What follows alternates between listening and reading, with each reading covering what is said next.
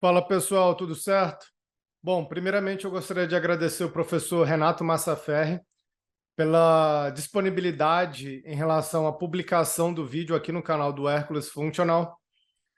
Esse vídeo ele foi gravado no ano de 2020 no congresso do Fitness Functional Science, organizado por mim e por outros professores. E lá no ano de 2020, ou seja, há quase 4 anos, nós já estávamos discutindo sobre o controle do pace, sobre periodização, avaliação do atleta, hipertrofia muscular. Bom, nessa aula, o professor Renato Massaferri ele fala bastante sobre a definição da fadiga, sobre os diferentes tipos de pace aplicados à modalidade do CrossFit e como o atleta ele pode se beneficiar sabendo a maneira correta de aplicar o pace para esses diferentes tipos de workout. Bom, além disso, além dessa aula do professor Renato Massaferri, eu também disponibilizei aqui no link do YouTube o, o podcast com o professor João Falck Neto, onde o professor João Falck Neto fala bastante sobre as questões associadas com o pace e como aplicá-lo também dentro da modalidade do CrossFit. Bom, eu também gostaria de fazer um pedido para vocês, se vocês puderem fazer a inscrição em nosso canal, fazendo assim com que o canal ele cresça ainda mais, beleza? Então é isso. Espero que vocês gostem aí da aula do professor Renato Massaferri. Valeu! Vamos lá, então. Primeiramente, eu gostaria de agradecer a presença de todos aqui, dedicar um sábado inteiro, né, a ficar aí sentado na cadeira ouvindo a gente falar. É bastante gratificante, né, saber que tem uma audiência aí interessada em correr atrás de conhecimento, em investir na carreira, em aperfeiçoar. A gente fica bastante feliz em saber que a gente está contribuindo de certa forma para isso acontecer. Outra coisa que eu quero deixar claro aqui, falar publicamente, é que, primeiramente, eu assisti todas as aulas, né? Então, para mim, é uma grande honra estar ocupando um lugar de destaque num evento onde grandes nomes no cenário nacional estão falando também. Então, eu fico muito satisfeito por isso, porque até bem pouco tempo eu era só audiência e hoje estar dividindo esse espaço aqui para mim é bastante gratificante. A parte da tarde, agora eu assisti as duas aulas do professor Jonato e professor Nuno, aulas excelentes. Eu ganhei muito com isso, né, em ter ficado aqui como aluno assistindo. Eu acho que a gente é um eterno aluno, eterno aprendiz. Mas, por outro lado, também isso aumenta a minha responsabilidade agora, né? Eu vim da sequência de duas aulas excelentes, o mínimo que eu posso fazer é tentar chegar perto. Então, o tema que me cabe é controle do pace no fitness funcional.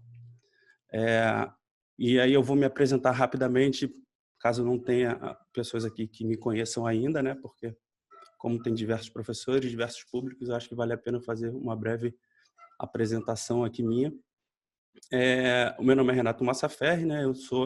Tenho graduação em Educação Física, tenho formação em Educação Física, mestrado e doutorado também na área.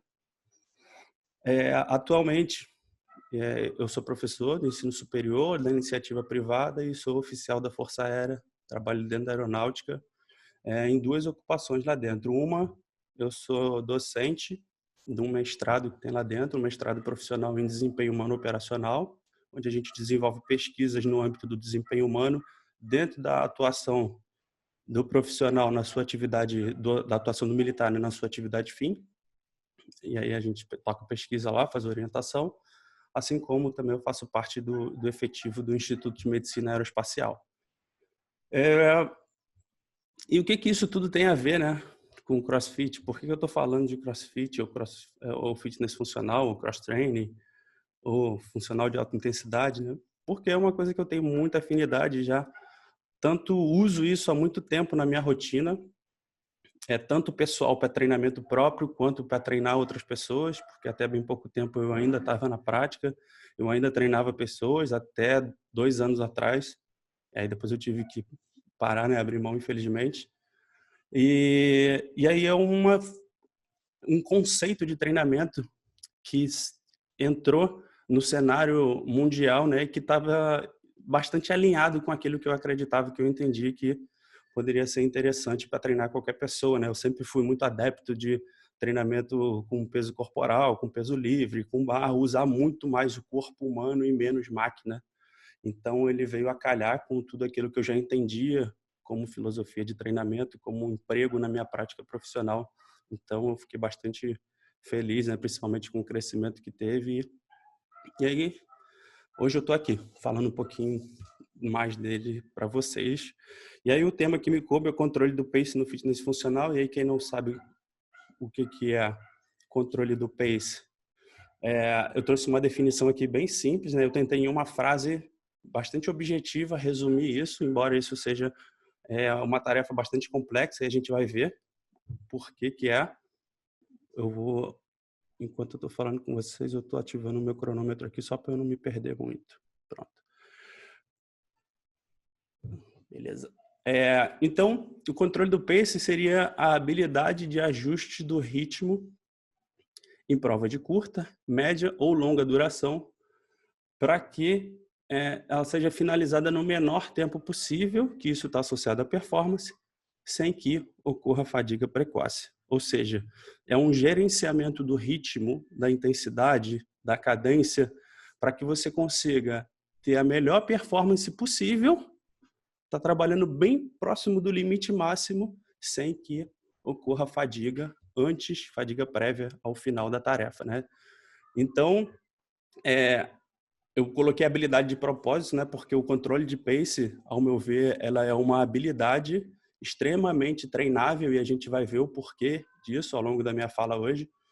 Então, e à medida que o indivíduo, o atleta, o praticante não tem essa habilidade desenvolvida, a chance dele de errar na estratégia dele de emprego da intensidade na hora de executar os workouts ali é bastante grande, né? Então, a gente vê aí o tempo inteiro na nossa prática do dia a dia, às vezes o camarada ele ataca o WOD, né, como vocês gostam de falar, ele começa a executar o WOD e aí antes da metade dele ele já está quebrando, já está precisando parar, já está morrendo com a mão no joelho, olhando para o chão, já chamando Jesus, e aí daqui a pouco ele tem que se recompor para continuar, quando na verdade a proposta era tentar fazer aquilo dali de forma mais contínua ou consistente. Consistente é uma palavra que eu vou usar muito hoje, que é muito importante para quando a gente vai discutir pace.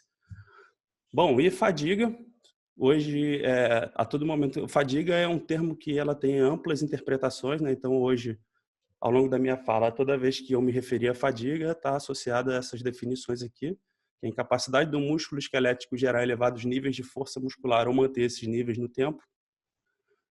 Fala em continuar trabalho em uma determinada intensidade de exercício, qualquer redução induzida por exercício na capacidade de exercer força ou potência muscular. Ou seja, eu estou me referindo ali a uma condição aguda durante o exercício físico que está associado ou à diminuição do ritmo ou da capacidade de emprego de trabalho, ou então da interrupção desse exercício. Tá? Então, toda vez que eu falar em fadiga hoje, vai estar associado a essas definições. E um termo interessante também que eu vou, obviamente uma grande parte daqui da audiência já conhece isso, mas é interessante a gente ratificar, homeostase. Tá? Então, homeostase é a propriedade de um sistema de regular o seu ambiente interno de modo a manter uma condição estável mediante múltiplos ajustes de equilíbrio dinâmico. Isso é extremamente importante de entender, controlado por mecanismos de regulação interrelacionados. Ou seja, falei de múltiplos, falei de dinâmico, falei de interrelacionado, então vocês já estão começando a entender o tamanho da teia que a gente está começando a abrir a partir de agora, né? E esse termo foi criado em 1932 por Walter Bradford e por aí vai. Bom, olhando aqui para uma imagem clássica, né, do livro do Wasserman, onde ele traz essas engrenagens, né, que são extremamente utilizadas em aulas. E hoje a gente vai discutir um modelo de fadiga, um modelo que pode induzir fadiga, que está baseado nessas engrenagens, na integração desses três sistemas, só que a gente vai além disso. Mas a gente precisa inicialmente criar um background em relação a essa integração, a entender como esses sistemas conversam, né, e como eles se interrelacionam, um influencia no outro, a partir do momento que a gente considera aqui nas três engrenagens como os pulmões, sistema ventilatório, o coração, né, e a parte vascular, como o sistema circulatório, ali, o sistema de entrega também, que eu gosto muito desse termo. Aqui como sendo o sistema de captação, aqui o de entrega e aqui o de consumo. Vamos entender assim, para a gente começar a tentar traduzir para uma linguagem mais fácil e fazendo todas as ligações que a gente precisa. Na última ponta, que é o músculo, né, que é o tecido que, de fato, ele vai usar e vai converter esse nutriente aqui que está entrando lá pelos pulmões, aqui ele vai converter em energia e vai expelir os resíduos dessa conversão ali em energia. Bom, então, olhando de cara para essas engrenagens, a gente já entende que é fundamental o bom funcionamento das três de forma integrada para proporcionar que a gente capte energia capte o nutriente aqui com eficiência e consiga ofertar bastante lá na outra ponta da cadeia para que o nosso tecido funcional muscular consiga empregar bastante capacidade de trabalho nas atividades que ele estiver realizando.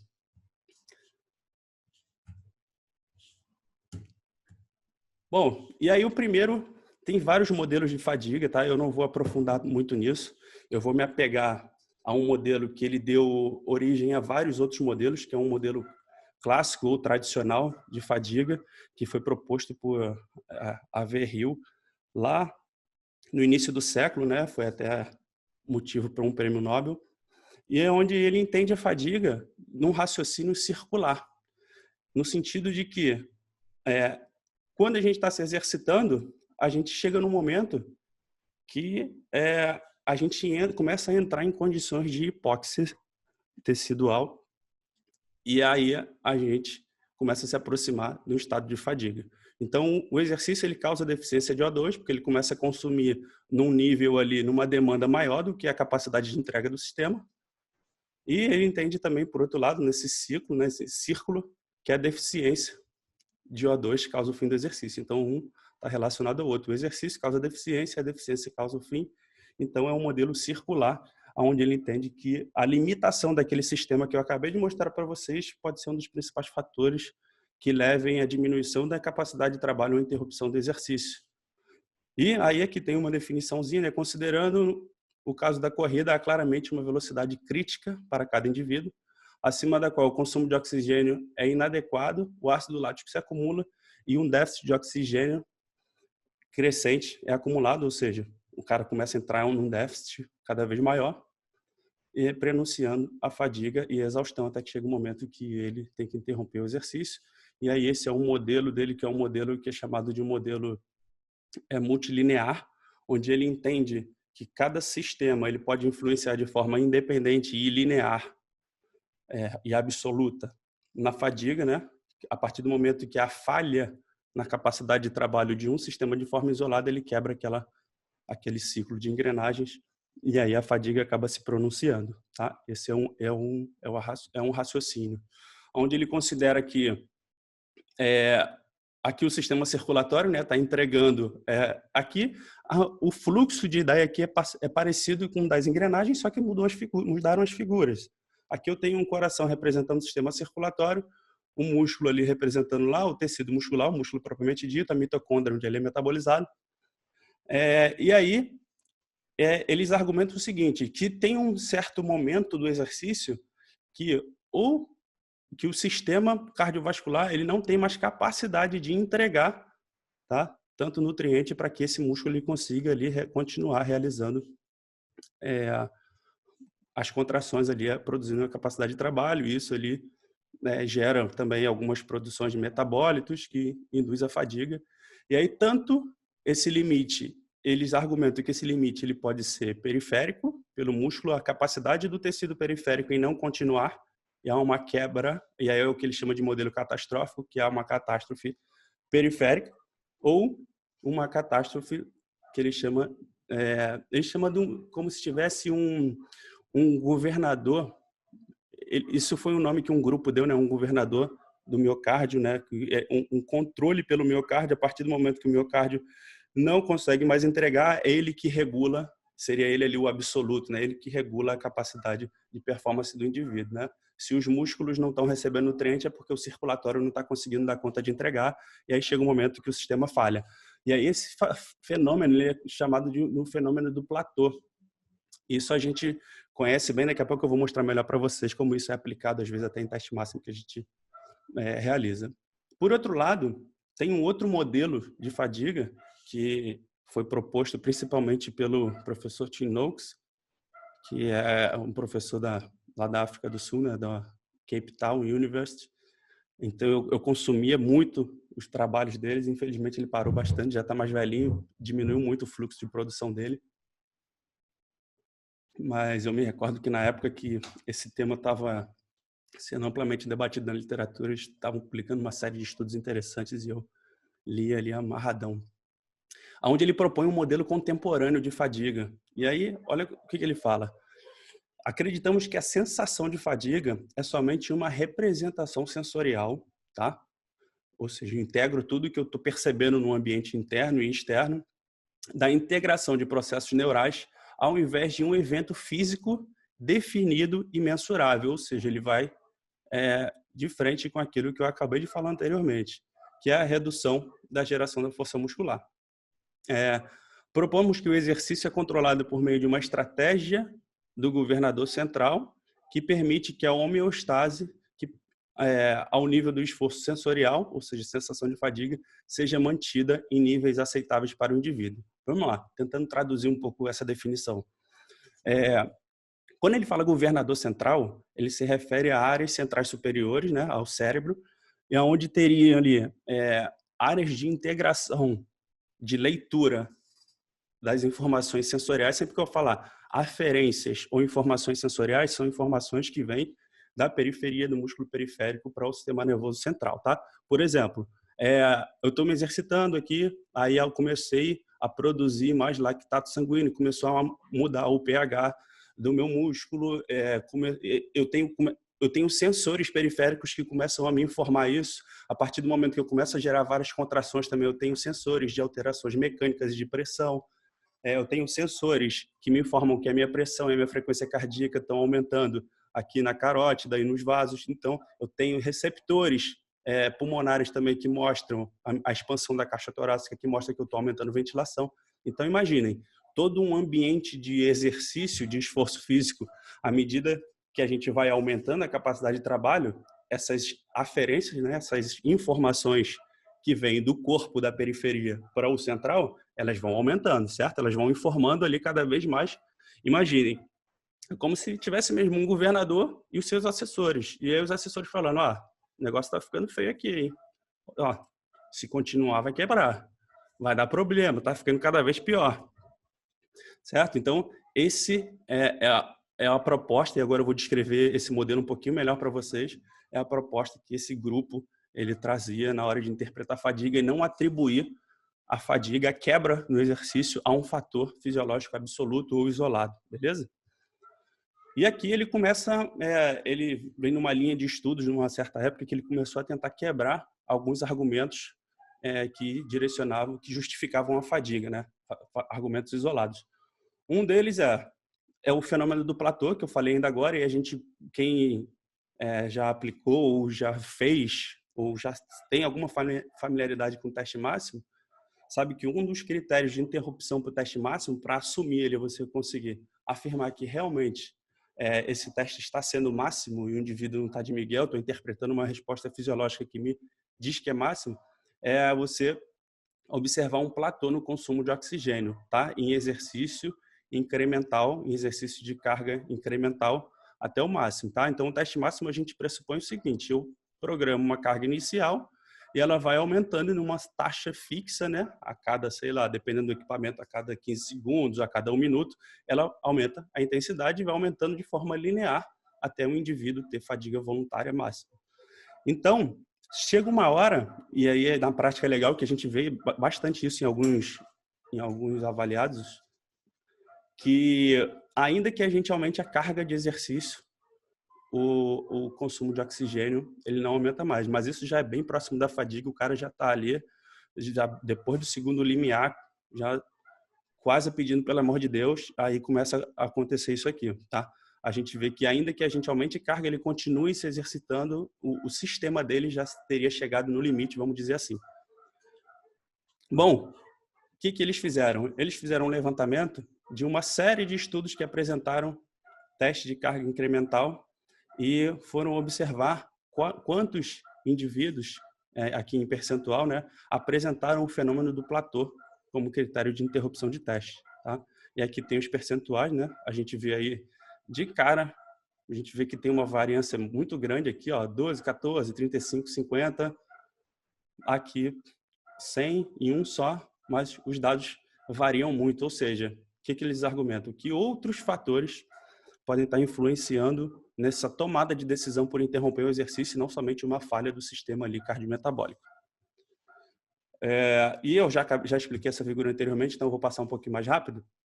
E aí um outro argumento é que a anaerobiose musculoesquelética, ou seja, o músculo esquelético começa a superar ali, passar do seu limite de trabalho, onde ele entra em uma anaerobiose muito intensa, e aí, por incompetência do tecido muscular, ele interrompe o exercício.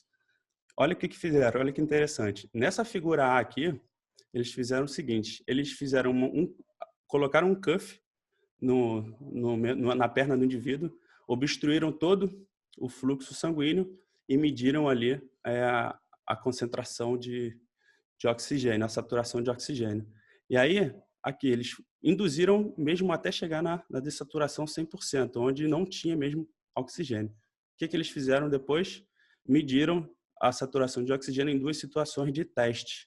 E aqui, o teste para o Wingate, que o professor Nuno já explicou brilhantemente na aula dele anteriormente, o teste de Wingate, onde aqui o pico de dessaturação, né, foi esse, ou seja, acima daquele onde teve interrupção total de fluxo.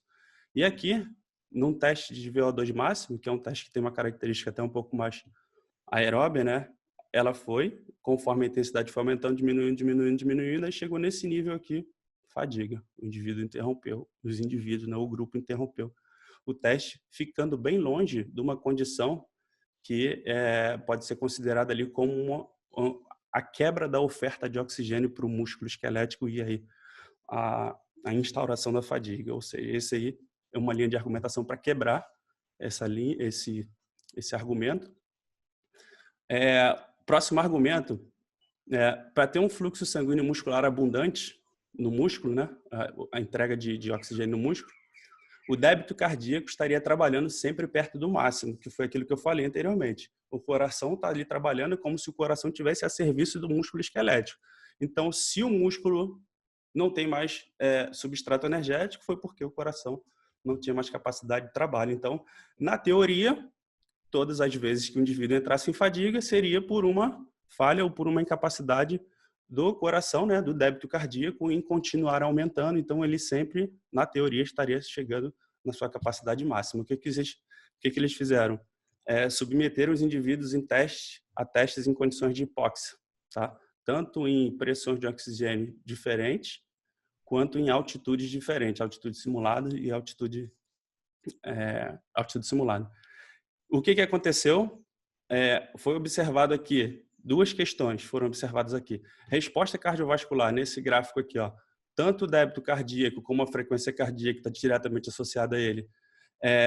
Em momentos de interrupção de teste, momentos de quebra ali para fadiga, ela foi menor, na verdade, ela veio diminuindo conforme diminuísse a oferta de oxigênio. Porque se a gente for pensar matematicamente, pela lógica e não fisiologicamente, o que a gente pensaria? Bom, se eu estou num ambiente de hipóxia, eu tenho menos oxigênio circulante, a pressão de oxigênio está reduzida. O que o meu sistema cardiovascular tem que fazer para manter o mesmo volume de entrega? Ele tem que trabalhar mais, certo? Ele vai ter que começar o débito cardíaco vai ter que começar a trabalhar num ritmo, num nível um pouco mais alto para compensar essa diminuição da entrega. E aí não é isso que acontece, tá, pessoal?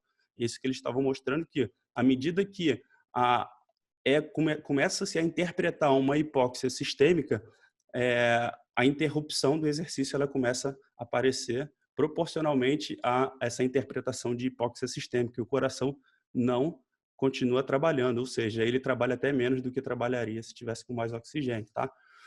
E a mesma coisa a gente vê com lactato. Nem sempre o lactato está associado, né? O nível de lactato absoluto está associado com fadiga, e a gente vê aqui que a depender do nível de altitude, com níveis menores de lactato, o exercício foi interrompido. Continuando na mesma linha, bom, esse gráfico aqui eu vou avançar por conta do tempo, a linha de argumentação é a mesma, tá? Em condições de hipóxia aqui, em nível de altitude, o lactato medido durante a interrupção do exercício foi menor do que medido a nível do mar, onde o sistema ali ele interpreta que não tem condições de risco para ele, não está entrando em hipóxia e sofrimento. E aqui também a linha de argumentação de glicogênio muscular, que pode ser convertido em energia em ATP. Então, só que aqui foi diferente, aqui não foi já em condições de hipóxia, né, com baixa oferta de oxigênio, aqui submeteram os indivíduos a diferentes condições térmicas. E aqui no frio, 3 graus, 20 e 40. O que foi observado? Que em diferentes condições de temperatura, o nível de glicogênio... Desculpa, quando a temperatura foi maior, tá? A interrupção do exercício aconteceu precocemente quando comparado a outras condições com temperaturas mais confortáveis para continuar se exercitando, tá? Então aqui nessas duas condições onde foi observada a fadiga, os indivíduos conseguiram usar mais esse estoque muscular de glicogênio, enquanto em condições de hipertermia essa interrupção foi precoce, porque o sistema interpreta ali uma condição de risco a partir do momento que a temperatura central começa a subir muito. Então, começa a subir muito e aí todo mundo aqui com certeza já sabe, já experimentou um pouco disso, já treinou gente em ambiente quente e sabe que temperatura aumentada é a pior coisa que existe para a gente desempenhar, né, para a gente performar.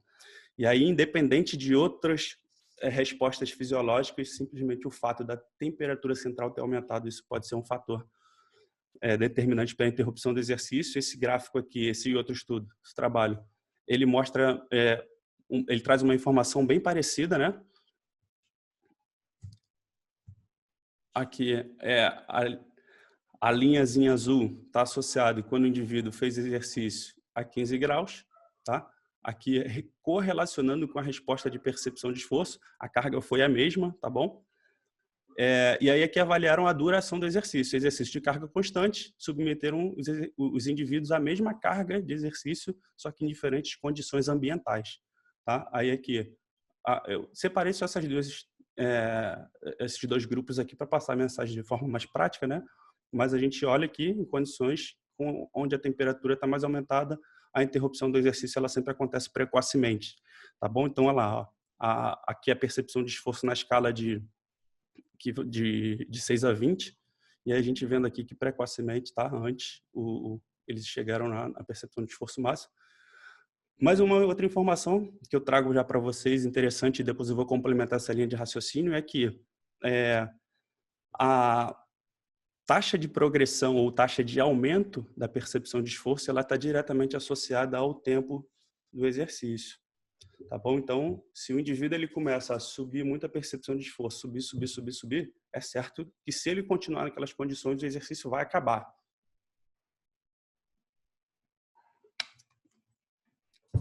Então, a gente tem uma relação muito grande de tempo e percepção de esforço. Eu vou falar disso um pouquinho mais à frente para vocês, mas já estou plantando a ideia aqui. E aí, por fim, para amarrar essa linha de raciocínio crítica, né, feita a esse modelo tradicional de fadiga, ele tem um estudo nem é tão antigo assim, né, mas ele traz aqui um raciocínio de que eu tenho aqui uma determinada potência requerida para que eu realize aquele exercício. Vamos dizer aqui, sei lá, eu tenho que pedalar na bike com 250 watts aqui. É uma carga fixa ali, uma tarefa que eu tenho que realizar a 250 watts, então eu tenho aqui uma potência requerida. Eu comecei o exercício aqui, nesse momento, aqui, ó, o eixo X é de tempo. Eu comecei aqui, então a minha capacidade máxima de potência naquele momento era essa. À medida que a minha capacidade máxima de entrega de potência ela vai diminuindo ao longo do tempo me exercitando, tem um momento que essas duas linhas se cruzam, ou seja, a quantidade de potência requerida para a minha capacidade de entrega, elas se cruzam, começam a ficar incompatíveis e aí eu tenho que interromper o exercício. Esse é uma linha também de modelo tradicional. Então, o grupo do Samuel Marcora, que é um pesquisador fantástico nessa área de treinamento, desempenho físico, e aí principalmente nessas questões relacionadas à percepção de esforço, interpretação de sensações, até controle de carga. Ele publica bastante, é um autor que tem bastante credibilidade na literatura.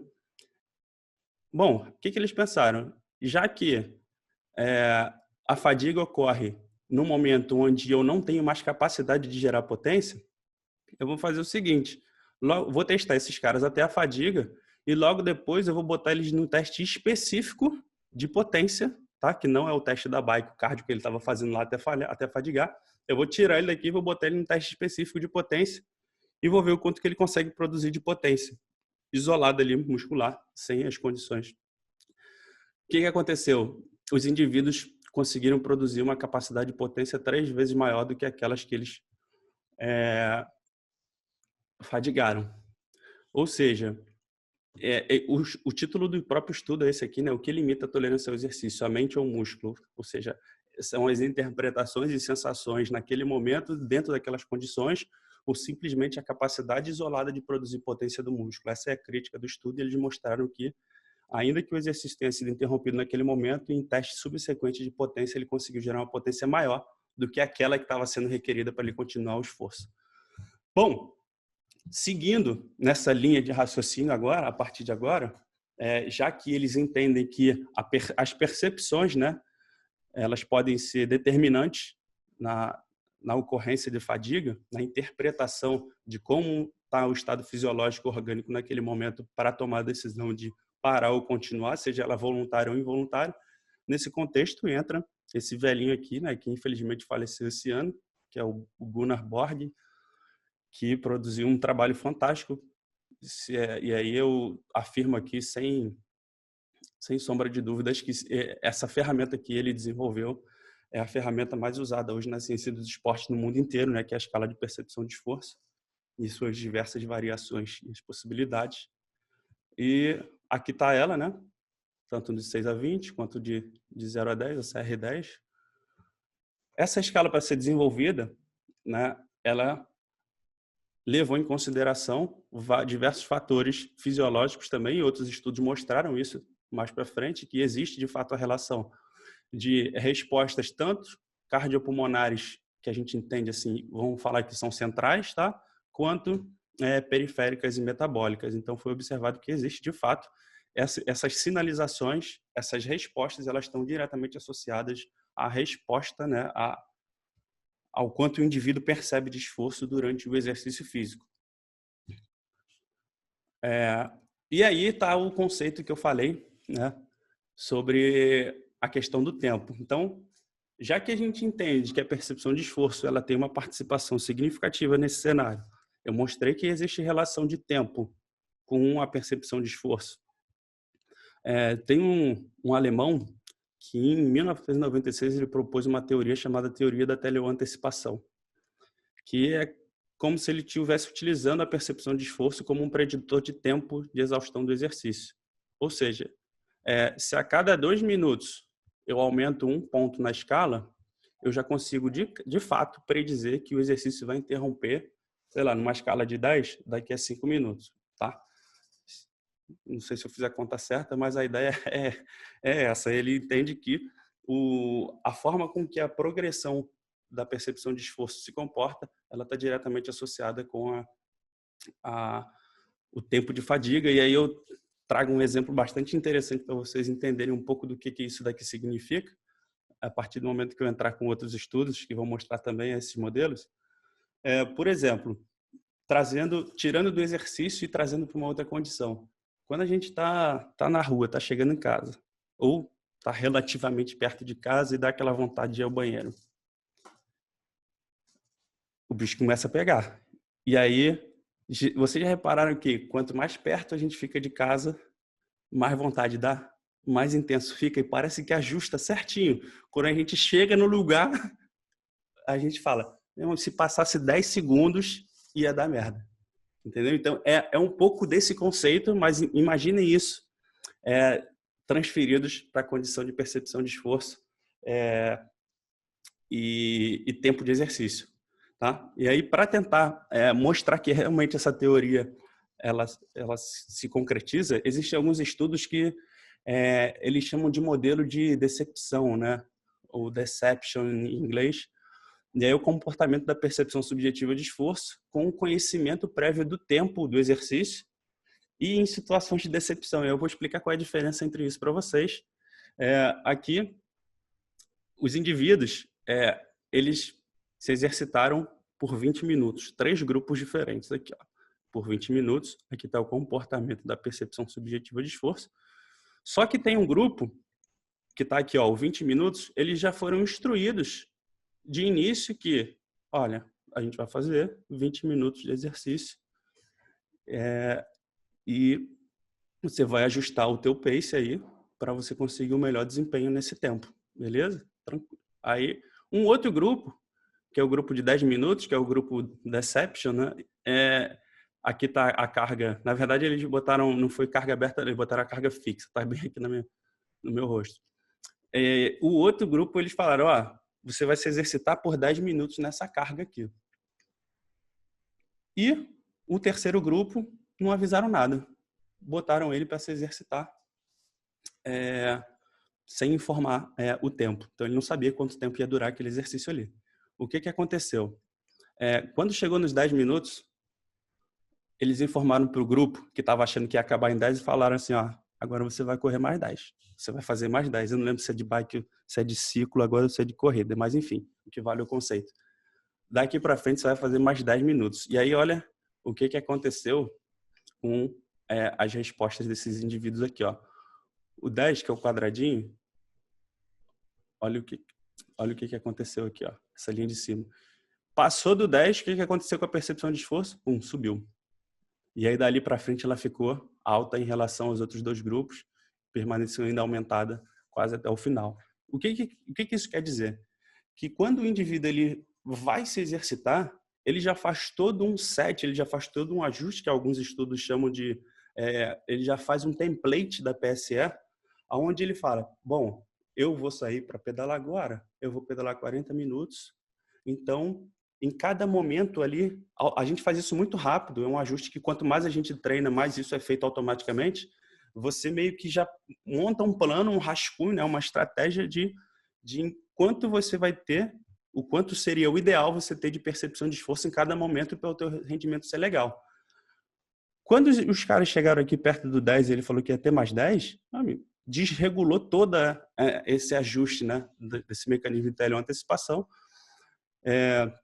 Enquanto para o indivíduo que sabia o tempo foi mais tranquilo, para o indivíduo que não sabia, a gente vê em outros modelos também que os indivíduos que não sabem, eles sempre adotam uma postura mais conservadora, e a gente vê isso aqui quando observa para o mesmo modelo, né, para o mesmo estudo, aqui as respostas de consumo de oxigênio. Né?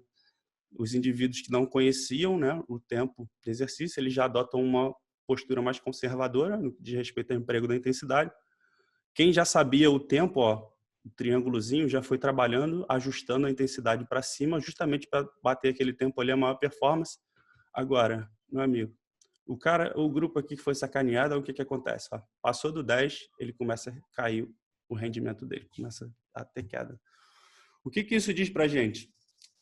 Que o conhecimento do tempo do exercício ele tem relação direta com a nossa programação de pace, com o nosso emprego da intensidade, do ritmo ali, ou da capacidade de potência que a gente vai gerar para o exercício, tá bom?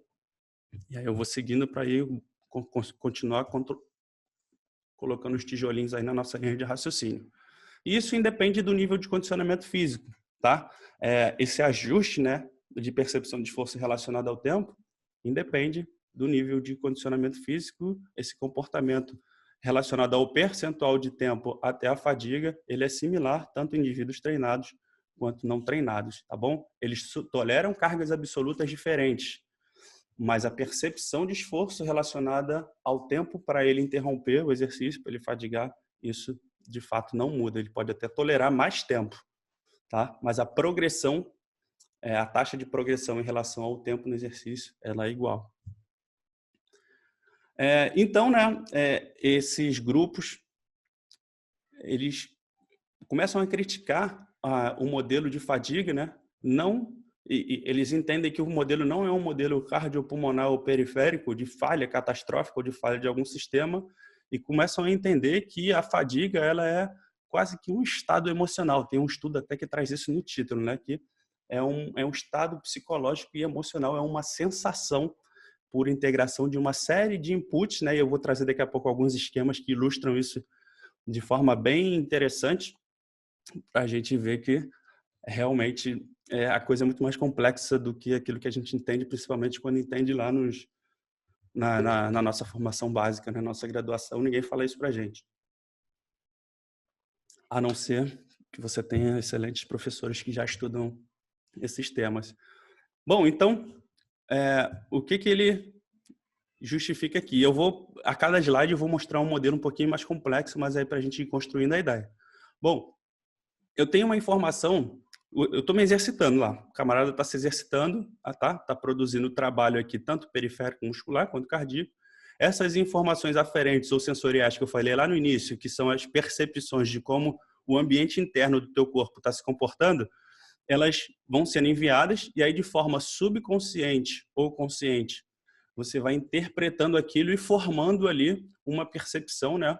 Um conceito para como você está percebendo aquilo tudo ali, baseado não só nesse ambiente interno, mas enquanto que ainda falta de exercício para você terminar e outras condições externas que também podem estar influenciando nisso. Aí aqui eu já trago um modelo um pouquinho mais complexo, que é um modelo antecipatório, aonde eu vou devagar, ele parece meio confuso assim em princípio, mas eu vou tentando construir um raciocínio com vocês aqui, passo a passo. Bom, vamos lá, vamos seguir a ordem aqui alfabética, né? Tem o A, letra A. Bom, então, quando você vai realizar o exercício, você, antes de se exercitar, né, você tem alguns inputs ali antecipatórios, tá? Aqui que eles chamam de componente antecipatório, que é o A, B e C. O A, ele chama de input fisiológico do exercício, ou seja, glicogênio muscular, ou seja, um nível que eu interpreto no meu sistema que eu estou pronto para performar bem, se eu não estou cansado, me sentindo fraco ou não em relação a essa interpretação de nível de glicogênio muscular, temperatura da pele, temperatura central, distância ou duração esperada do exercício que você vai realizar, isso tudo já vai contribuindo para você formar o que eu falei, que é o template para PSE, né, de progressão da PSE. E experiência prévia é extremamente importante. Isso daqui é um dos componentes que tem grande peso na experiência prévia com a tarefa, com a atividade, com o ambiente, com o percurso, com o exercício, enfim, com até a situação de pressão emocional. Isso tudo vai influenciar. Tanto é que a gente vê claramente que atletas mais experientes conseguem lidar melhor com algumas situações. Motivação é fundamental também para o cara tomar a decisão se ele vai continuar ou não. E fatores relacionados à competição também, que de certa forma está embutida a motivação. Beleza. B, a partir dessa integração aqui, ele planeja uma intensidade inicial. Bom, para eu ter a melhor performance possível, baseado em todo esse background aqui e o que eu sei que eu tenho que executar de tarefa, eu vou dar o meu start aqui nesse nível. Em paralelo a isso, né, ele desenha o que seria um template de progressão ótima da PSE para que ele não falhe antes da hora. Ou seja, automaticamente, se você sai para uma tarefa ali, sei lá, de 5 minutos ou 6 minutos, você sabe que, da metade para frente, do 3 para frente, eu tenho que estar, sei lá, entre 5 e 7 na minha PSE ali.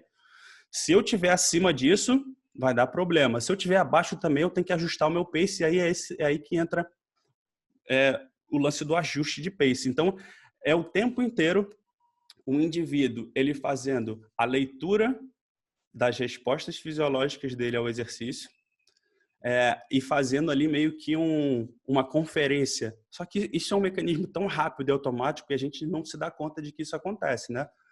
O tempo inteiro fazendo um ajuste ali dinâmico de o quanto você está percebendo de esforço e o quanto seria o ideal você estar percebendo de esforço. Entenderam a ideia? Por exemplo, se eu cheguei no meio do WOD e minha PSE está 3 ainda, não, calma aí, tem alguma coisa errada, eu tenho que ajustar o meu pace para cima. Se ela está 7, 8, calma aí, também tem alguma coisa errada. Só que esse ajuste ele é muito mais fino do que isso. Eu dei um exemplo aqui em grandezas maiores só para a gente pegar o conceito. Interpreta alterações fisiológicas, que eu já falei anteriormente, o pace é reajustado e aí isso automaticamente já vai gerando ali outra resposta de PSE para ele, consciente que ele vai fazendo esse confrontamento aqui com a PSE template. E isso também é o tempo inteiro ajustado conforme a duração do exercício. Quanto mais o exercício se aproxima do final, mais esperado uma PSE aumentada é para aquele indivíduo, certo? Então, esse é um modelinho aí bastante interessante que ajuda a gente a entender como é que o pace se regula durante os exercícios. E uma coisa que eu vou chamar a atenção mais adiante é que a duração da tarefa, do exercício, ela vai influenciar diretamente, tanto a duração quanto o conhecimento do ponto final, tá? Aqui é ponto final conhecido, isso daqui faz toda a diferença, que é aquele modelo de decepção que eu acabei de explicar. E não só o conhecimento, às vezes, do ponto final no tempo, mas, às vezes, da tarefa de trabalho físico executado, que também ajuda ainda mais o indivíduo a planejar melhor qual é o emprego ali de intensidade inicial para o pace que ele quer. E agora, essa figura aí que eu acho fantástica. Confesso que eu tentei traduzir para vocês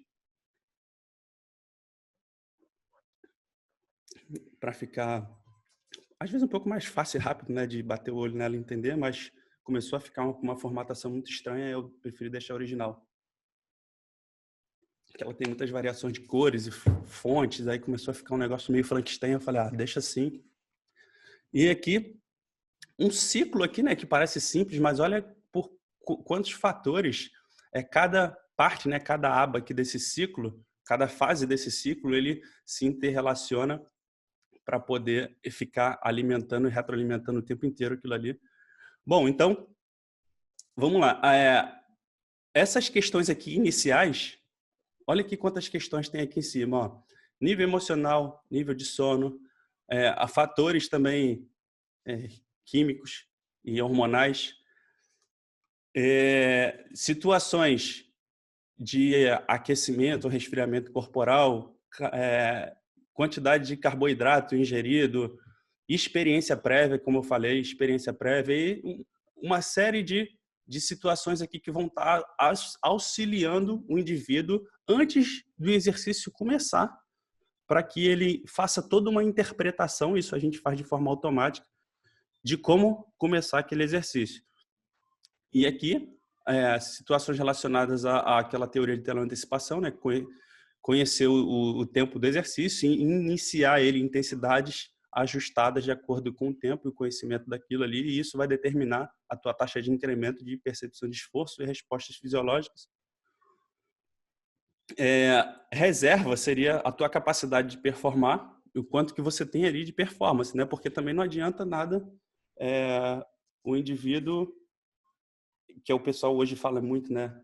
Que eu vou até chamar a atenção mais adiante, ter um puta mindset para interpretar tudo como se fosse a coisa mais fácil do mundo, mindset de performance, mindset de produção, de não sei o quê, se a própria capacidade ali, se ele tem um batente de capacidade sistêmica que não deixa ele produzir.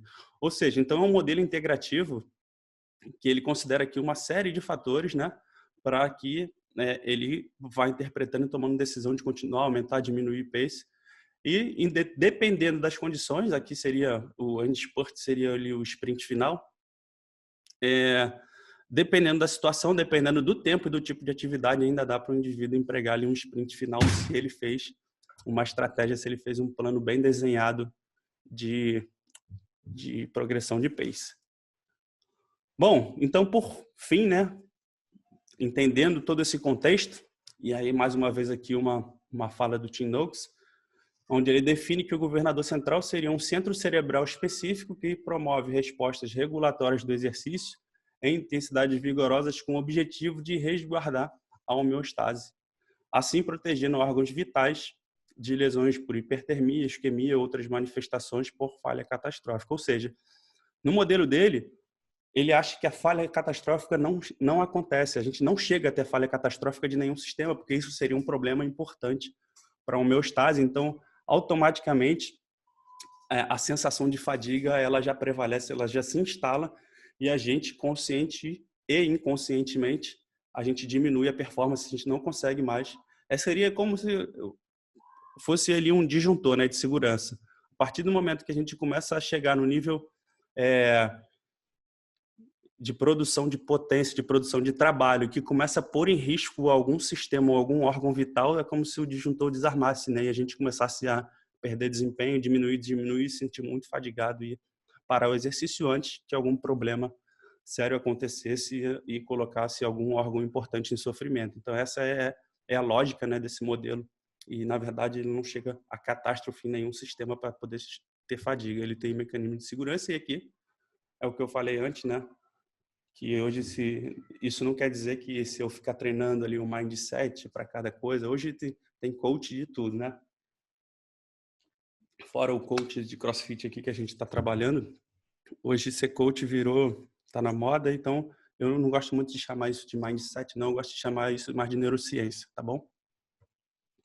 E no CrossFit, como é que a gente faz? O negócio complica um pouco mais, né? Porque até então a gente só viu alguns modelos ali baseados em exercício de endurance, praticamente. A gente geralmente os modelos são ciclismo, corrida. Agora, e nessas condições onde tipos de exercícios mistos, quebra no meio do exercício, muda o padrão de exercício, como é que a gente consegue gerenciar isso tudo nessa condição que eu gosto de chamar de caos, né? E no caos, como é que a gente faz? Bom, no CrossFit, quais são as situações que eu chamo a atenção? Primeiro, isso aqui é quase que uma lei, né? Para o CrossFit é a maior capacidade de trabalho para o menor tempo possível e aí, a depender do odd, da estratégia, você vai trabalhar em cima disso. A estratégia de pace no CrossFit ela vai depender muito do tamanho do odd, certo? Do tempo, principalmente.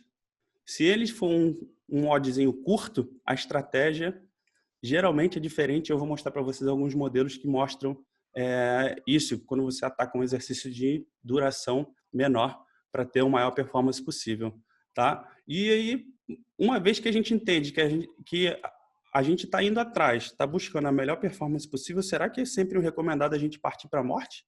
Partir para a intensidade máxima possível? Dependendo da duração, talvez sim, mas ainda tenho algumas ressalvas e vocês vão entender por que logo daqui a pouco. E aí é justamente o que eu estou falando, né? Quando o odd é muito curtinho, faz o quê? Vai para a morte? Faz o máximo possível e deixa aí a performance caindo até acabar o tempo. Em odds médios e longos, com duração média e longa, eu entendo que seria mais interessante ter uma estratégia ou uma tática, né? E aí eu estou chamando aqui, tá? Para as condições de odd que geralmente a gente se depara, né? Um médio de, sei lá, de 5 a 10, ou 5 a 15 e um longo de 20 a 30, tá bom? Mas isso aqui foi arbitrário, eu que, na hora de montar o slide, escrevi. Bom, e tem um fator que bagunça tudo, né? O fator que ele bagunça todo o nosso background, toda ali a experiência que eu disse que era importante, o indivíduo, toda a capacidade de conhecimento da tarefa, que é o efeito surpresa, que isso a gente se depara direto aí em competições, em eventos, que às vezes o indivíduo fica sabendo na hora o que ele vai ter que realizar. Então, imagina ele ter que programar, né, ter que planejar a estratégia de pace dele, conhecendo aquilo ali, às vezes nunca tendo feito o odd daquela maneira, daquela organização, ou às vezes até algum exercício dali. Nesse contexto entra também muito a experiência do treinador em submeter o indivíduo a situações parecidas com aquelas que ele provavelmente será submetido em alguma prova ou em alguma competição, tá bom? E aqui isso falando de performance, né? Porque desde lá de cima eu falei que o pace seria a estratégia para você conseguir ter a menor performance sem ter fadiga prévia. E aí eu trago aqui um modelo que ele tenta explicar um pouco a estratégia de pace para provas de durações distintas, né? Aqui é corrida, aqui os recordes mundiais para corrida de 10 km, a estratégia de pace geralmente dos corredores era essa daqui, ó. Eles começavam com um determinado nível de intensidade, um ritmo, ele ia tendo uma queda suave e no final tinha um sprint ali nos últimos 2 km. Fica bem claro aqui essa estratégia para corredores top, tá? Recorde mundial. Agora, quando a gente começa a observar isso em diferentes durações, diferentes distâncias, o padrão dessa curva, né, o padrão dessa estratégia de pace, ela começa a mudar um pouco. E aí que eu começo a chamar atenção para diferentes estratégias para diferentes durações de tarefa, de odd. Em uma prova aqui para 10 quilômetros, o comportamento foi parecido com aquele que a gente tinha visto. Quando a gente olha aqui para cima, para os 5 quilômetros, ela é parecida, só que em curta. E quando a gente olha aqui para uma de 800 metros, que aí seria ali uma prova que, dependendo do nível de performance do indivíduo, ela fica ali entre 3 minutos, tá? 4, seria o que a gente vai chamar aqui, que eu estou tratando aqui como curto. Olha a estratégia. Sai na maior capacidade de trabalho possível e vai perdendo até o exercício se interromper, beleza? Então, isso é uma proposta, né? Uma descrição de... E aí, falando em CrossFit, conhecendo as tarefas, conhecendo os padrões de comportamento, observando várias provas e tudo, geralmente eu vejo que, independente da duração, a não ser, pessoal, por exemplo, a prova de 42K de remo que teve no Games. Aí é uma situação completamente inusitada, diferente da realidade que a gente vê por aí com frequência, tá? Então, aí, eu assumo aqui, isso não tem nada descrito ainda na literatura, porque a nossa modalidade tem pouca coisa, mas que, na maioria dos padrões de WOD, de prova, de teste que eu vejo, geralmente o perfil é esse daqui. O indivíduo vai gerenciando a queda da performance até finalizar, tá? Ou ele começa com uma intensidade constante e vai perdendo capacidade de trabalho. Em algum momento ele vai gerenciando o pace para perder cada vez menos, mas poucas vezes, dentro desses WODs combinados, eu vejo sprint no final, eu vejo administração de pace para não quebrar antes da hora. Não vou botar um videozinho que eu tinha preparado aqui, tá? Por conta do avançado da hora. E aí eu vou começar já a discutir outras questões. Por exemplo, aqui eu trago alguns exemplos de WODs mais longos, o próprio Murphy, e aqui um McGee, que ele tem 30 minutos realizando 5 deadlifts, 13 push-ups para 9 box jumps, um AMRAP de 30 minutos, né? Aqui o Cindy, que eu vou dizer ali que ele não é curto não, tá? Eu não classifico ele como curto, mas tem um tempo razoável, e aí botei ele aqui no meio do caminho, e alguns outros aqui que poderiam ser chamados de WODs mais curtos. Tem indivíduos que fazem aí o Fran para 2 minutos e pouco, né? Então, e aí os outros dois de baixo são parecidos também, né? 30 repetições de uma tarefa específica, geralmente também isso daí acaba num tempo pequeno. E aí qual é a estratégia de pace geralmente que a gente ataca cada um WOD desse daí, tá? Vamos lá. O que pode influenciar também na tomada de decisão para emprego do ritmo, da intensidade? Se esse WOD ele é AMRAP ou se ele é ForTime. O que isso muda? Não é exatamente o mesmo modelo, tá, pessoal? Mas, de certa forma, ele se assemelha um pouco a você não conhecer o ponto final da tarefa. Tá? Por exemplo, quando você faz um AMRAP, você faz quantas repetições forem possíveis para aquele tempo, ou seja, você não conhece a tarefa. Você conhece o tempo, você consegue ter uma previsão e, de certa forma, traçar ali, planejar aquele template da PSE e ir gerenciando. Mas quando você parte para um ForTime, onde você tem uma tarefa delimitada, as estratégias de pace geralmente conseguem ser mais bem delineadas aí. Isso já foi mostrado alguma vez? Não, ainda não. Tá? Isso até tem recentemente o Ramiro estava discutindo isso, a gente estava debatendo sobre isso, que é uma possibilidade de estudo aí que ainda não foi feita. A gente suspeita do que possa acontecer, mas ainda não foi feito nada nesse sentido. Os odds mais longos, provavelmente a estratégia que vai determinar é justamente a habilidade do indivíduo de controlar o pace que vai prevalecer. Ou seja, o que influencia? Conhecimento da duração, a PSE, principalmente com experiências prévias, se ele já foi submetido àquela situação em algum momento, e o ambiente. Tanto o ambiente no que diz respeito a temperaturas, quanto o ambiente que diz respeito ao local que o camarada está. Então, esse controle de pace, ele vai girar em torno daquele mecanismo lá que eu expliquei anteriormente para vocês, tá? Onde a PSE esperada vai ser o tempo inteiro confrontada por que seria a real baseado no tal template, juntando com as integrações ali de aferências do ambiente. Ou seja, todos esses modelos que eu expliquei ao longo da parte inicial do bloco inicial da aula, eles se aplicam melhor quando as atividades elas têm uma duração um pouquinho maior. E aí que se enquadra naquela teoria do governador central, teleantecipação, que foi o que exatamente eu falei para vocês anteriormente. Mas e quando os odds são curtos? quando os odds são curtos, tem pouca coisa. Tem alguns estudos que falam para a gente de estratégia de pace em tarefa de curta duração, né?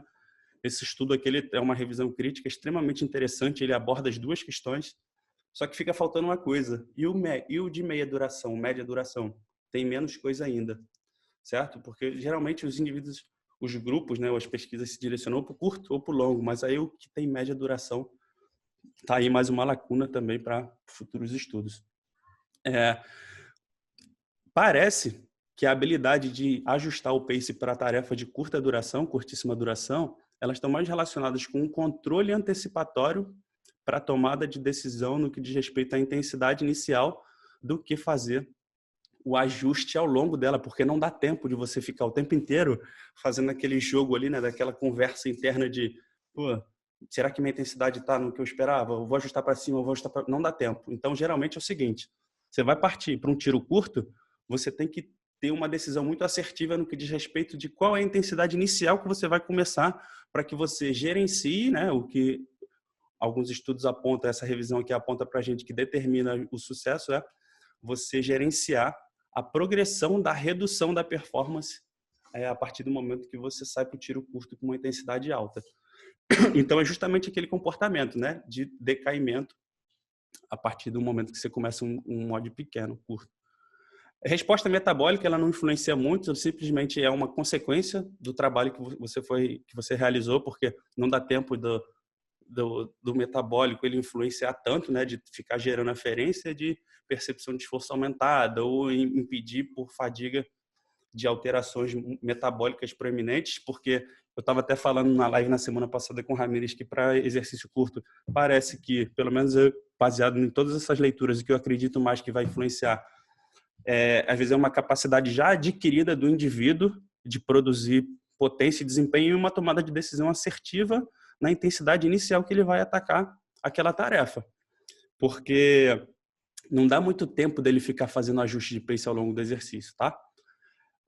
E então, a manutenção da intensidade pré-determinada parece estar mais relacionada com mecanismos de defesa da homeostase do que com produção de metabólicos. Ou seja, foi exatamente o que eu falei anteriormente. A forma com que o indivíduo vai cair ao longo desses 2, 3 minutos não necessariamente está diretamente associado à resposta metabólica propriamente dita, porque não dá tempo dela atrapalhar tanto, mas sim com aqueles conceitos de defesa da homeostase. Ou seja, então, nessas situações, um erro inicial é quase fatal, né? Porque se o indivíduo ele toma uma decisão errada na intensidade que ele vai iniciar, ele não dá tempo de corrigir, não dá tempo de ajustar. Se ele começa muito fraco, já era, não dá tempo de tirar a diferença. Se ele começa muito forte e quebra no meio, meu amigo, também não dá tempo de recuperar para se recompor. Então, a tomada de decisão da intensidade inicial para esses odds curtos, ela é fundamental. Aqui tem modelos interessantes que eles comparam justamente isso, né? É um estudo do Foster, do Carl Foster, que eu gosto bastante desse autor. Então, ele comparou ali exercícios, são time trial, né, teste para tempo de ciclismo com duração de 2 a 3 minutos, e aí eles compararam o seguinte, não vou explicar isso, baseado no tempo, tá, na intensidade do teste que eles fizeram de 1 quilômetro, eles determinaram a saída para o teste de 2 a 3 minutos. Então, o teste de 2 quilômetros, desculpa. Então, determinaram-se que e numa condição ele ia sair com a intensidade inicial baixa, muito baixa, ali no que ele chamou de equilibrada, onde ele desenha uma estratégia de pace mais constante e uma saída forte ou muito forte, onde ele sai bem alto e vai caindo. E o que eles observaram que parece que quem tomou a decisão de sair num pace mais equilibrado, ou seja, que não é uma intensidade muito alta, mas também não muito baixa, teve a melhor performance. E esse gráfico aqui ele mostra mais ou menos a mesma coisa, que é um gráfico U, né? Que quem saiu num nível de intensidade que é considerado equilibrado teve uma melhor performance comparando com quem saiu muito lento ou quem saiu muito forte. Tá bom? Então essa é parece que essa estratégia aqui seria mais eficiente nesse ambiente, tá? Nessa situação de teste que seria para o ciclismo. Ou seja, qual é a mensagem disso? Que parece que muitas variações de intensidade para odds curtos não é tão interessante. Então, o interessante é você acertar numa determinada intensidade e tentar manter a consistência, manter a constância ali durante aquele tempo. E aí, voltando mais uma vez para aqueles exemplos lá, eu venho para cá, né? Baseado naquele modelo do Unwrap ou For Time, você conhecendo ou não, tem um estudo também que comparou aquele modelo de decepção, informando o tempo ou não, para o Wingate. Para o Wingate, que é uma tarefa de 30 segundos. Caraca, como é que os caras fizeram isso, Renato? Foi o seguinte, eles testaram os indivíduos na condição de 30 segundos, que é o teste clássico. Aqui está a capacidade de performance deles, sobrepôs ali no teste 1 e 2. Aqui, onde eles jogaram a situação de deception e decepção, quando você vai fazer um engage, é você ir 30 segundos para a morte. Tá? Quem fez já sabe que é a sensação que tem esse teste. Quando chegou no 30 segundos, eles falaram, vai mais 6. Não, amigo, vocês sabem que se programar para fazer 30 segundos para a morte, chegar no 30, pedir para ir mais 6, olha a queda lá no final. Enquanto que aqui, os indivíduos achavam que tinham saído para o 30, mas só que eles tinham feedback de tempo atrasado. Então, ou seja, eles foram, ainda que em tempo curto, eles conseguiram fazer esse autoajuste para terminar na intensidade ainda um pouco menor. Beleza? Então, conhecer o máximo o ponto final da tarefa parece ser determinante para a performance dentro daquele intervalo de tempo. Aqui eu ia dar só 2 exemplos, tá? Que compararam dois odds em tempos diferentes. Esse estudo até já foi apresentado hoje em outras aulas. Eu vou até passar um pouco mais rápido, porque em relação ao avançar da hora, não vale a pena eu falar mais sobre ele, porque o conceito já foi construído até agora. E aí a pergunta que praticamente fica para o final, né? Em odds de média duração, de 5 a 10 ou 15 minutos, tem pouca coisa na literatura, principalmente se a gente for olhar para fitness funcional, para crossfit, né? Porque não tem nada. Isso daí é uma lacuna interessante, né? Para a gente começar a pensar em desenvolver modelos nesse sentido. E a gente acaba se utilizando, né, como o CrossFit vem fazendo até então, muitas coisas ele ainda se utiliza de teorias de outras modalidades para incorporar, e aí a gente acaba tentando entender um pouco de cada modelo, do longo, do curto, em outras modalidades, para botar para dentro e tomar uma decisão mais assertiva. Aqui eu escrevi algumas coisas baseadas nas minhas leituras e nas minhas conclusões, mas isso aqui ainda é muito incipiente, né? A gente precisa ainda entender muito melhor dessa área, então provavelmente um odds com esse tempo de duração, a tomada de decisão na intensidade inicial, ela vai influenciar, é certo, tá? Porque ainda que tenha um tempo para corrigir se tomar uma decisão errada, esse tempo é curto, não dá muito tempo para ficar regulando o pace e aí tirar a diferença. A capacidade de tolerar a maior intensidade de esforço possível, ela vai ser bastante importante na capacidade de manter o pace aumentado e ajustar ele, porque provavelmente para esses tempos de duração aqui, o indivíduo ele vai ficar trabalhando ali quase no limiar 2 o tempo todo. É anaeróbio total. Então, quanto mais o indivíduo tiver essa capacidade de suportar e de conhecer, principalmente, tá? Principalmente, pessoal, de conhecer e interpretar essas sensações, entender aonde é o limite dele e ficar fazendo esse ajuste o tempo inteiro do que o quanto falta para eu fazer e o que eu aguento, isso é fundamental para o indivíduo performar bem, tá? Porque a pior coisa que tem é você chegar no final de um odd desse e falar, pô, poderia ter dado mais. Errou. Sinal que você errou na tua estratégia de pace. Ou então que chegou, tá faltando ainda uma tarefa e você, caraca, quebrei, para, recupera, também errou na estratégia de pace, tá? E aí, nesse contexto, entra ali o conhecimento do ponto final, que é aquela discussão que eu falei do Unwrap e For Time, que pode influenciar. Eu também vou passar, infelizmente, esse videozinho que era interessante, que estava mostrando o Ben Smith, o 3 atletas de ponta. Falhou agora o Fraser e o outro que ganhou vários outros anteriores. Agora deu branco. Às vezes me dá esses brancos. Enfim, o que estava mostrando? Eles estavam comparando. Provavelmente alguém falou no chat aí, mas eu não vou olhar agora não. Senão vou me desconcentrar. Eles fazem aqueles desafios, né? Que o CrossFit Games às vezes promove. Pega duas estrelas aí, faz um desafio lá e bota os 2 para duelar ou botar 3 caras. E aí fica claro, né? Saem os 3, o Fraser, o Froning e o Ben Smith. E aí o Ben Smith, no início, você vê claramente que o pace dele está muito aumentado. Ele sai ele sai na frente, né? Ele sai estourando. Foi aquele WOD que faz 21, 15, até 3 burpee, over the bar e thrust. E aí o cara sai arregaçando no ritmo, no pace, e tu vê o Fraser lá saindo num pace mais controlado, mas só que consistente. Quem ganhou? O Fraser. O Ben Smith saiu na frente, mas o Froning e o Fraser passaram, mas o Fraser chegou na frente. Por quê?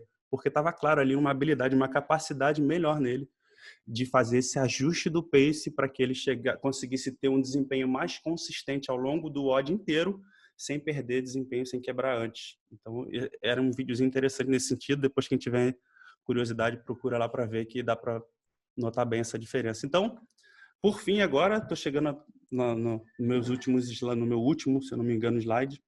Passei 5 minutos do tempo, já peço desculpas. Serve para todos o que a gente discutiu hoje? Sim. O conhecimento, sim, mas a abordagem, talvez não. A gente tem que fazer uma abordagem um pouco diferenciada. O iniciante, por exemplo, você ficar tentando desenvolver muito a habilidade de controlar a pace do iniciante talvez não seja uma estratégia muito interessante agora, porque é um cara que não está acostumado com tolerância ao esforço, tem pouca tolerância ao esforço, então o foco inicial seria realmente criar estratégias para quebrar o máximo possível, para diminuir as sensações ruins associadas ao exercício, ou possibilidades até de lesão, em virtude de um cara ser um camarada que tem uma capacidade de controle motor menor, mais prejudicada, em detrimento dos outros, e focar em melhorar as capacidades físicas dele para quando ele for um cara treinado, aí ele começa a aprender a lidar melhor com essas sensações em diferentes situações de WOD, de esforço, de desafio, de sensações, para ele começar depois, mais adiante, né, quando ele for um cara mais avançado, aperfeiçoar cada vez mais essa habilidade de controle refinado frente aos diferentes desafios de WOD ali que ele vai passar ao longo da vida dele, do treino, sei lá, da carreira. Bom, e aí, por fim, falando de controle de pace, esse é meu último slide de desafios. Quem não viu, né, esse camarada aí, ele quebrou o recorde mundial. Ele fez 16 Murphys em 24 horas, tá? Ele começou fazendo domingo e terminou na segunda-feira. Foram 22 horas de Murphy. E aí aqui está o Murphy dele mais rápido, que durou 54 minutos. Aqui está algumas informações para a gente entender como é que ele gerenciou esse pace, né? Porque, bem ou mal, ele teve que ter uma estratégia de ritmo para ele cumprir isso. O mais lento foi 1 hora e pouco. Eu acabei apagando sem querer. Ele completou os 10 primeiros Murphys em 12 horas. A média dele para milha, tá? De todos, foi de 15 minutos e meio. Ele correu um total de 8 horas e 11 minutos. Fez aproximadamente uma repetição a cada 5 segundos, considerando todas as repetições fora corrida. Fez todos os 16 Murphys. Eles chamaram de não parcionados, né? Com a maioria dos pull-ups strict. Olha, isso é muito bizarro, cara. E o último Murphy dele, ele fez em 1 hora, em 23. Ao todo, ele correu 32 milhas, 1.600 pull-ups, 3.200 push-ups e 4.800 squats em 22 horas. Então, pessoal, é isso. Encerro por aqui minha aula. Essa coisinha linda aí é que me dá força para eu continuar trabalhando, correndo atrás dos meus objetivos. Tenho meus contatos aqui. Fora isso, o pessoal também já sabe onde me encontrar. Estou à disposição para interações, perguntas e o que for necessário.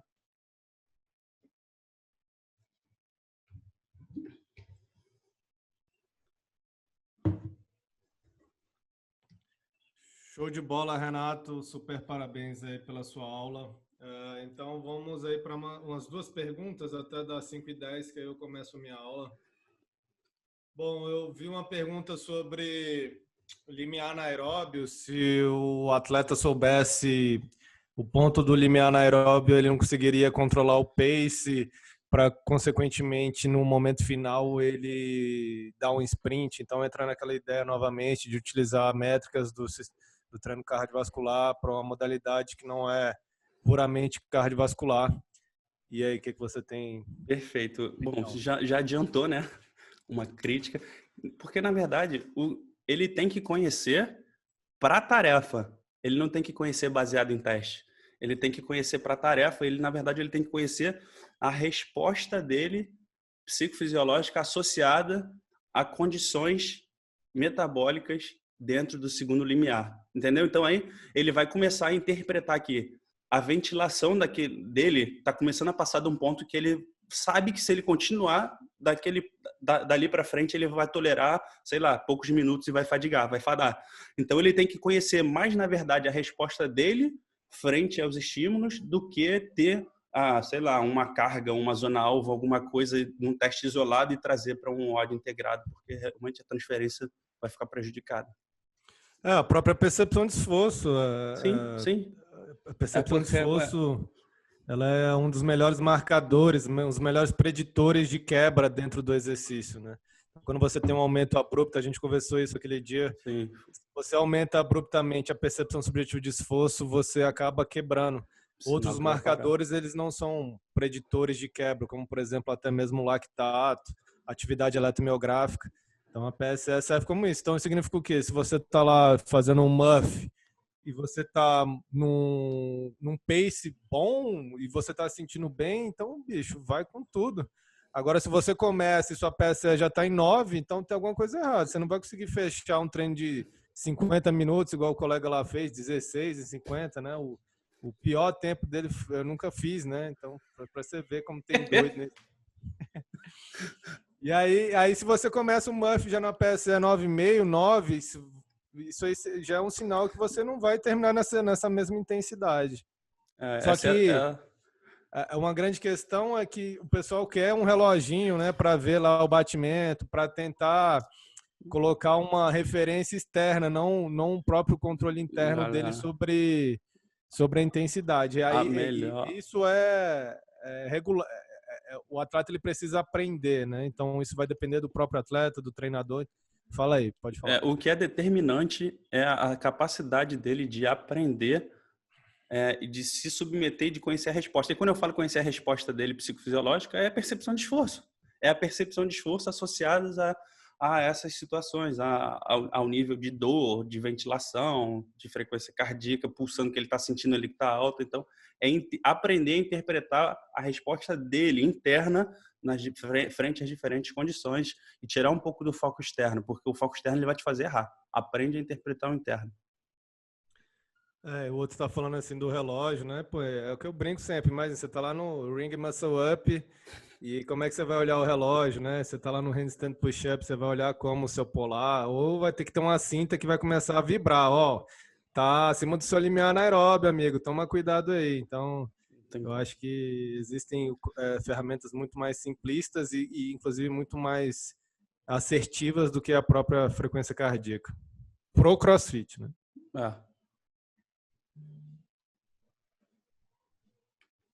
Bom, eu acho que é isso. Beleza. Novamente, muito obrigado, Renato. Se puder compartilhar a aula lá no grupo. Com certeza. Já vou botar lá.